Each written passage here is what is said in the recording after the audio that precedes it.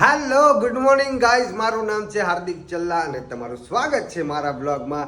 કેમ છો? મજામાં જ હશો. આજે થઈ છે 26 તારીખનો સુવિચાર આપણે જોઈ લઈએ તો છે ઓમ એમ હિમ શ્રીમ કલીમ શ્રી બહુચાર માતાએ નમો નમઃ. વાહ ભાઈ વાહ, વાહ ભાઈ વાહ. અને ક્રિશિવ દાદા, good morning Krishiv. Mummy good morning. Good morning. વાહ ભાઈ વાહ. અને અમારા જોરું ગુડ મોર્નિંગ. નાસ્તો કરી રહ્યા છે તો મળીએ. હું બી નાસ્તો કરી લઉં ફટાફટ અને મળીએ ફટાફટ. બરાબર. અને જરૂર બતાવું જોઈએ એક મોટું બીજું ક્યાંકથી વધારે ખાઈ જાય. હાલો, અહીંયા શૂટ કરવા માટે આવ્યા હતા સ્ટ્રોમ એડિયોમાં. હવે બાઇકે દાવ કર્યો છે એટલે ખોટું ટૂંકમાં હવામાં આવી ગઈ છે. હવામાં જ ઉડે, લીવર મૂકતું જ નથી. ફૂલ રેસ આવી ગયો, ફૂલ રેસ. જો મારા ખ્યાલ અહીંથી આમ હશે, વાયર બહાર આવી ગયો. ઉભો રહ્યો.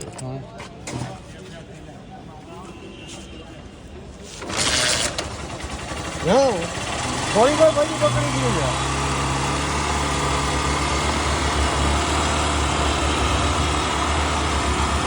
હલવાઈ ગયો.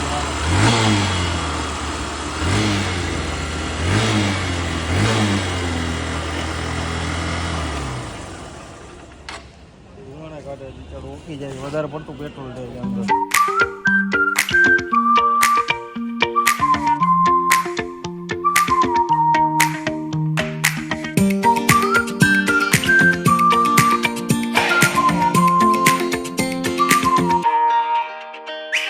આ થેપલા બની રહ્યા છે. થેપલા ને ચા. દહીં થેપલા, ચા થેપલા, જે બી ખાવું હોય જેને છૂટી. ચુકલે મારા દીકલા ચુકલે.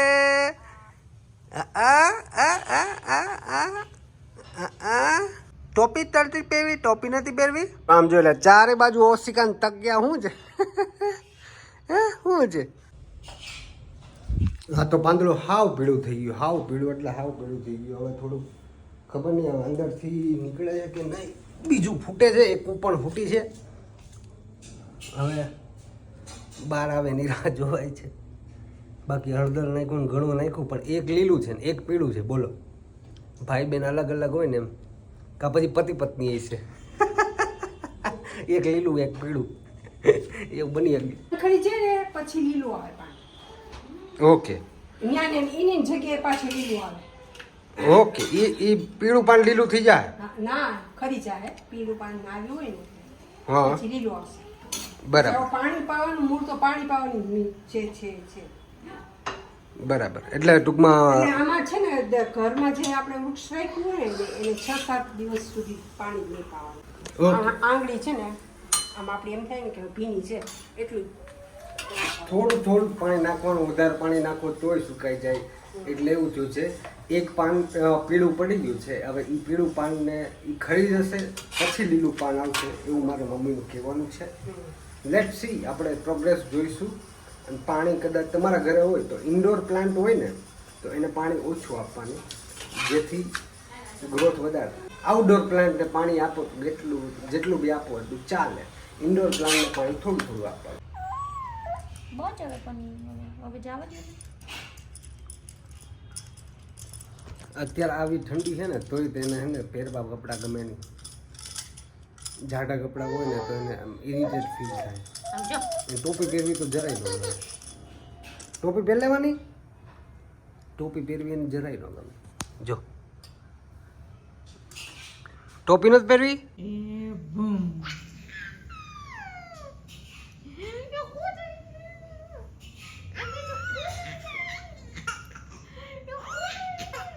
ભાઈ હવે તમે જે કમેન્ટ કરી હતી, thank you very much. Nice video, thank you very much. Cute little Santa. હા, ક્યુટ લિટલ સાન્ટા છે, એકદમ ક્યુટી પાય છે. માસીનો દીકરો અને એનો દીકરો એટલે મને બી જોવા માગે છે લોકો. અને કૃષિને બી વાહ ભાઈ વાહ, બે કાનાને જોવા છે. Bye bye. હવે હું કાનો નથી રહ્યો, હું તો મોટો થઈ ગયો છું. એમાં કોને કમેન્ટ કરી? આપણા રિલેટિવ છે. પારું. Thank you for comment, thank you for comment. આવી જ રીતે કમેન્ટ કરતા રહેજો. આમાં શું પ્રોત્સાહન મળે અમને અને મજા આવે. બસ આવી જ રીતના અમે તમને ડિલિવર કરતા રહીશું, કંઈક ને કંઈક મજા કરાવતા રહીશું.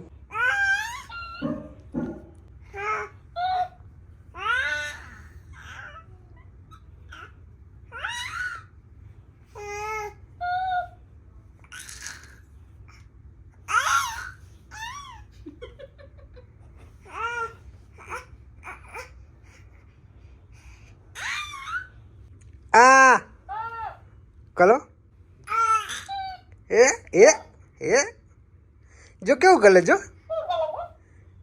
આ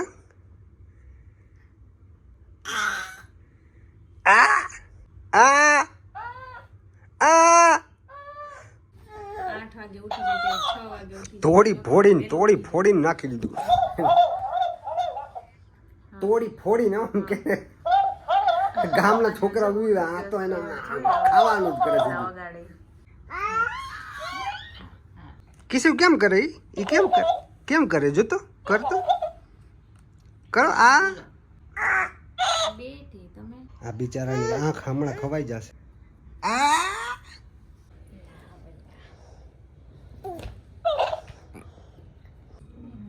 યુ એગ્રેસિવ યુ જો બેટરી ઉતરી ગઈ નહીં. નહીં આમ રમવાનું બસ. અત્યારે વાગ્યા છે 10 અને જમી કાઢી લીધું છે મસ્ત રીતે અને હવે સુવાની તૈયારી. હમણાંથી વહેલો સૂઈ જાઉં છું અને મેં આપણને ઓલું કમેન્ટ કર્યું હતું ને કે જીમ ચાલુ કરવાનું, જીમ કરવાનું. એનો સમય આવી ગયો છે જીમ ચાલુ કરવાનો અને એક મારું શેડ્યુલ બનાવું છું.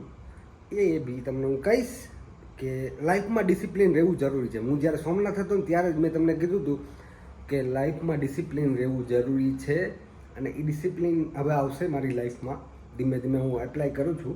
જેમ કે અત્યારે હું રોજ વ્લોગિંગ કરું છું, તો રોજ વ્લોગિંગ એ ગમે એ થાય, ગમે એવું કન્ટેન્ટ મળે, પણ હું રોજ અપલોડ કરું છું, કંઈક ને કંઈક અપલોડ કરું છું, બરાબર ને? તો એને કહેવાય ડિસિપ્લિન. હવે મારું ઇન્સ્ટાગ્રામ ઘણા ટાઈમથી ડેડ પડ્યું છે કારણ કે હું એમાં વિડીયોઝ અપલોડ નથી કરતો. મારો ટાર્ગેટ છે કે હું એને બી ટૂંકમાં રીએક્ટિવેટ કરું, પણ હું એનો સાચો સમયની રાહ જોઉં છું કારણ કે शेर एक कदम पीछे जाता है तो फिर आता है ना, इसी तरह से આપણો કંઈક પ્લાનિંગ છે. એટલે ઇન્સ્ટાગ્રામમાં બી રીલ્સ આવશે નવા કન્ટેન્ટ સાથે, તો કંઈક અલગથી વિચારું છું કે શું કરવું મારે એ પેજ સાથે, બરાબર છે? તો આ બધા પ્લાનિંગ છે મારા લાઈફના. 2024 શરૂ થવાનું છે, 2023 ઓલમોસ્ટ પૂરું થવા આવ્યું છે. ટ્રેનનો અવાજ આવી ગયો, બાજુમાં જ અમારે રેલવે સ્ટેશન છે એટલે કે ટ્રેનનો અવાજ આવે ઘણીવાર ક્રિશુ જાગી બી જાય, પણ હવે તો એને આદત પડી ગઈ છે એટલે વાંધો નથી. અને હું વાત કરતો તો 2023 પૂરું થવાની તૈયારીમાં છે એટલે બધાને લાઈફમાં કંઈક ને કંઈક રિઝોલ્યુશન લેવાના હોય છે. એટલે હું તમને કહું છું કે લઈ લો.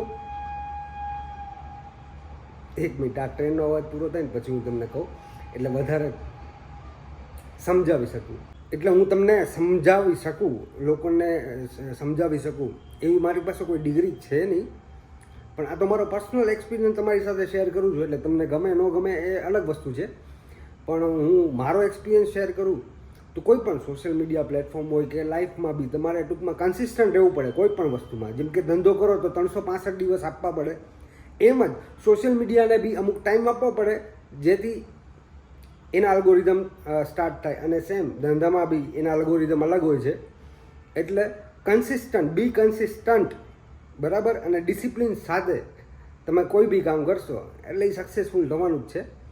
એટલે હું બી અત્યારે એ જ પ્રયત્ન કરી રહ્યો છું કે હું મારી લાઈફમાં કન્સિસ્ટન્ટ રહું, કોઈ પણ વસ્તુ કરું તો એ. કારણ કે મેં અલગ અલગ બહુ બધી વસ્તુ કરી છે, બહુ બધી એટલે વાત પૂછોમાં એટલી વસ્તુ કરી છે. એટલે આવું બધું છે, પણ હવે ધીમે ધીમે હું મારી લાઈફમાં ચેન્જીસ મારી લાઈફમાં કરું છું અને ડિસિપ્લિન રહેવાની ટ્રાય કરું છું. એટલે અમુક વાર થાય, અમુક વાર પ્રોબ્લેમ આવતા હોય છે, પણ હવે એ પ્રોબ્લેમને થોડાક સોર્ટ આઉટ કઈ રીતના કરવા એ આપણે જ વિચારવાનું હોય, બરાબર છે? તો આ બધું હતું, એવું બધું બાકી કેવું છે કે નવા નવા વિડીયોઝ આવતા રહે છે મારા શૂટિંગના પર્પઝના હોય કે પછી હું કોઈની માટે રીલ્સ બનાવતો હોય. આજે હું રીલ્સ બનાવવા માટે જ ગયો હતો, પણ હું બીજાની રીલ્સ બનાવતો હતો ને એટલે મારી રીલ્સ શૂટ કરવાનું મેળ પડ્યો નહીં. બાકી હું તમને BTS લઈશ, પણ હું હવે નેક્સ્ટ ટાઈમ ફાઇનલ છે કે જ્યારે હું કામ ઉપર જાઉં તો મારું BTS કોઈ બી લે તો તમને ખબર પડે કે હું કઈ રીતના રીલ્સ લોકોની શૂટ કરું છું ને લોકોનું કઈ રીતના હું સમજાવું છું ને એ બધું છે. એટલે હું રીલ્સ કોઈની બી બીજાની બનાવી પણ દઉં છું. એટલે એઝ અ કોર્પોરેટ કે ભાઈ લોકોને અત્યારે રીલ્સ ઉપર જ ધંધો થાય છે, એટલે બિઝનેસને આગળ વધારવો હોય તો સોશિયલ મીડિયામાં તમારે આવવું જ જોઈએ અને કરવું જ પડે. એટલે પોતાની બ્રાન્ડ બનાવો કે પછી એઝ અ કંપની બનાવો તો એને સોશિયલ મીડિયા ઉપર તો લિસ્ટ કરવી જ પડે. એટલે એવું બધું છે. તો મળીએ બસ આ એક નવા બ્લોગ સાથે. તો આ વિડીયો તમને જો ગમ્યો હોય, થોડો બી ઇન્ફોર્મેટિવ લાગ્યો હોય તો લાઈક કરી દો અને કમેન્ટ તમારી બધી પર્સનલ હું વાંચું છું અને હું રિપ્લાય આપવાની ટ્રાય કરું છું. તો થેન્ક યુ, તમે કમેન્ટ કરો છો એના માટે. આવી રીતના પ્રેમ કરતા રહેજો અને નવા લોકો સાથે શેર કરો જેથી આપણી સાથે જોડાય. અને સબસ્ક્રાઈબ ન કર્યું તો કરી જ દો અત્યારે. તો મળીએ એક નવા બ્લોગ સાથે. ત્યાં સુધી બાય બાય.